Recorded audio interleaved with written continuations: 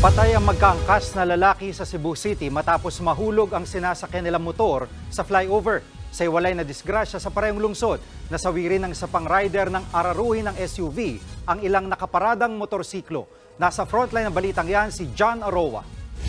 Mabuhi Nakadapa, duguan at wala ng buhay ang lalaking ito nang madatnan ng mga rescuers sa ilalim ng TESDA flyover sa Cebu City. Yan ay matapos mahulog ang inaangkasan niyang motorsiklo mula sa flyover alas 4 ng madaling araw kahapon. Ang mismong rider naman agad isinakay sa stretcher para isugod sa ospital, pero idineklara siyang dead on arrival. Sa investigasyon ng Cebu Traffic Enforcement Unit, pauwi na ang mga biktima na mangyari ang insidente.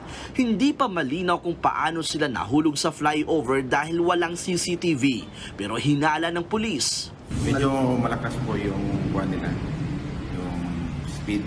So, hindi kasi parang curve yung diyan sa flyover. Hindi nakabawi ba. So, nabundol po sa railings ng flyover. Ayon naman sa kaanak ng rider, hindi nila kilala ang angkas nito.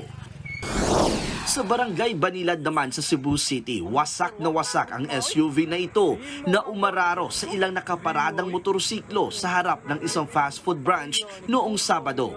Patay ang rider na kinilalang si Basilio Lopez Jr. Sa lakas ng impact, naputol pa ang paa ng 55 anyos na biktima. Nabundol rin ang isang grab rider na ngayon hirap makatayo at nagpapagaling sa ospital. Ayon sa mga otoridad, posibleng nakatulog ang driver ng SUV. Naharap siya sa kasong reckless imprudence resulting to homicide, multiple injuries and damage to property. Nagbabalita mula sa Frontline, John Aroa, News 5. Mga kapatid, Jiggy Manikad po, iba na ang may alam at may pakialam sa panahon ngayon.